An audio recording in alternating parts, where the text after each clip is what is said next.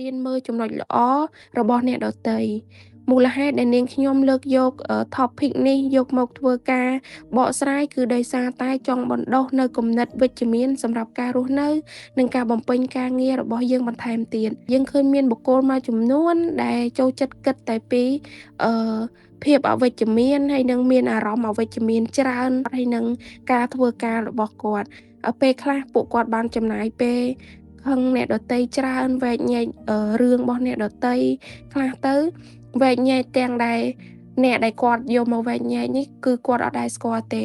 ឧទាហរណ៍ដូចជារឿងមួយចំនួនដែលគេបានផុសក្នុងបណ្ដាញសង្គមលើកឡើងយកមកវិនិច្ឆ័យជាផ្នែកមួយធ្វើឲ្យយើងអាចថាគិតច្រើនប៉ះពាល់អារម្មណ៍ច្រើនអវិជ្ជមានច្រើនទៅលើរឿងនឹងដូចគ្នាហើយពេលខ្លះយកពេលទំនេរទៅស្ដាប់រឿងអត់ល្អវែកញែកទៅតាមការគិតទៅតាមសេចក្តីដែលយើងគ្រាន់តែបានឃើញមកចំណែកទូចហើយពេលខ្លះទៅអ្នកដទៃខុសរឿងពេលខ្លះទៅគេហៅជន់បលិចគេទៀតមួយទៀតមានអ្នកខ្លះទៀតសំបីតែពេលខ្លះគាត់អត់ដឹងថាខ្លួនគាត់ថាថ្ងៃស្អែកគាត់ត្រូវធ្វើអីគេទេពេលខ្លះគាត់អត់ដឹងថាខែនេះគាត់ត្រូវសម្រេចរឿងអីគេទេគាត់បែរជាគិតរឿងរបស់អ្នកដទៃជាច្រើនជាង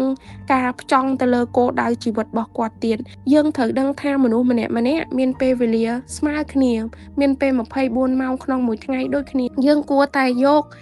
ការគិតល្អយកមកដាក់ខ្លួនយើងត្រូវចាំថាពេលវេលាយើងអត់អាចទិញពីអ្នកដទៃបានទេទោះបីយើងមានលុយទោះបីយើងមានទ្រព្យធនយើងមានសាក់យោក៏យើងអត់អាចទិញពេលវេលាពីអ្នកដទៃដែរមិនមែនហាមឲ្យយើងមិនគិតរឿងអ្នកដទៃសោះទេប៉ុន្តែយើងគិតដែរបើសិនជាអ្នកដទៃនោះគាត់ត្រូវការជំនួយយើងជាផ្នែកមួយអាចជួយដោះស្រាយបញ្ហាឲ្យអ្នកដទៃអានេះគឺយើងអនុញ្ញាតឲ្យខ្លួនយើងជួយគិតគាត់បានអញ្ចឹងសម្រាប់អត្ថបទនេះខ្ញុំចង់ចែករំលែកតែប៉ុណ្ណឹងគ្រាន់តែជាចំណុចមួយដែលចង់បណ្ដុះស្មារតីឲ្យគិតវិជ្ជមានឲ្យបានច្រើនជាជាងគិតអវិជ្ជមានឲ្យជួយអ្នកដទៃឲ្យបានច្រើនជាជាងជន់បលិចអ្នកដទៃពេលវេលាតិចប៉ុន្តែការងារច្រើនមនុស្សភាគច្រើនគឺខ្លាចនៅក្នុងការបែងចែកពេលវេលាអាចបូកផ្សំជាមួយនឹងខ្ញុំម្នាក់ដែរគឺមានការខ្លាចមែនទែននៅពេលដែលយើងចាប់ផ្ដើមបែងចែកពេលវេលាពីព្រោះថានៅពេលដែលយើងចាប់ផ្ដើម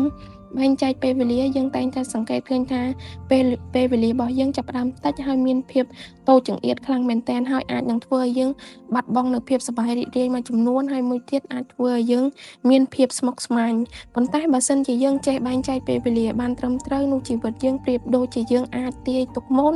ហើយនឹងអាចជោគជ័យបានសឹងតែ 50% ទៅហើយបើសិនជាយើងកាន់តែនិយាយពាក្យថាយើងគ្មានពេលច្រើនទេនោះពេលវេលារបស់យើងក៏បាត់បង់ច្រើនទៅតាមនឹងដូចគ្នាអញ្ចឹងឧទាហរណ៍ថាថ្ងៃខ្លះយើងចង់អានសៀវភៅប៉ុន្តែយើងនៅតែគិតថាយើងអត់មានពេលវេលាថ្ងៃខ្លះយើងគិតថាយើងនឹងធ្វើអ្វីមួយប៉ុន្តែយើងគិតថាយើងអត់មានពេលវេលាពេលខ្លះយើងចង់គេងលឿនប៉ុន្តែយើងនៅតែមានអារម្មណ៍ថាយើងនៅមានការងារច្រើនធ្វើទៀតពេលខ្លះយើងចង់ផ្លាស់ប្ដូរជីវិតយើងឲ្យមានភាពល្អប្រសើរជាងរាល់ថ្ងៃនេះប៉ុន្តែយើងអត់បានធ្វើអីដែលធ្វើឲ្យខ្លួនយើងបានល្អប្រសើរទេអញ្ចឹងនៅពេលដែលយើងមិនដឹងថាខ្លួនឯងត្រូវធ្វើអីកាន់តែយូរយើងនឹងមានអារម្មណ៍ថាខ្លួនឯងនឹងក្លាយជាមនុស្សដែលអត់បានការអានេះជាការគិតរបស់យើងនៅពេលដែលយើងចាប់ផ្ដើមវល់ហើយអត់ដឹងថាខ្លួនឯងធ្វើអីឧទាហរណ៍លើកឡើងទៅលើការបំពេញការងាររបស់បុគ្គលិកណាអញ្ចឹងបុគ្គលិកនៅក្នុងក្រុមហ៊ុនអាចនឹងមានពេលវេលាបំពេញការងារ10ម៉ោងដូចគ្នាប៉ុន្តែលទ្ធផលដែលទទួលបានរបស់បុគ្គលិកគឺអត់ដែលស្មើគ្នាទេដោយសារតែមានបុគ្គលិកមួយចំនួនគាត់បំពេញការងារដោយឆ្ពោះទៅរកលទ្ធផលឲ្យបានមុនប៉ុន្តែមានបុគ្គលិកមួយចំនួនគាត់បំពេញការងារដោយរងចាំលទ្ធផលអញ្ចឹងសរុបជារួមមកដើម្បីទទួលបានរឿងនិងការងារដែលយើងចង់ធ្វើនឹងឲ្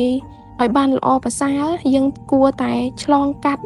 នៅអ្វីដែលយើងមិនចង់ក៏យើងត្រូវតែធ្វើវាដើម្បីឲ្យបានទទួលបានជោគជ័យពីព្រោះថាភាពជោគជ័យទាំងអស់អត់កើតចេញពីភាពចង់ឬក៏មិនចង់ទេគឺយើងត្រូវតែធ្វើរឿងនឹងឲ្យបានល្អប្រសើរទៅតាមពេលវេលាទើបយើងទទួលបានជោគជ័យ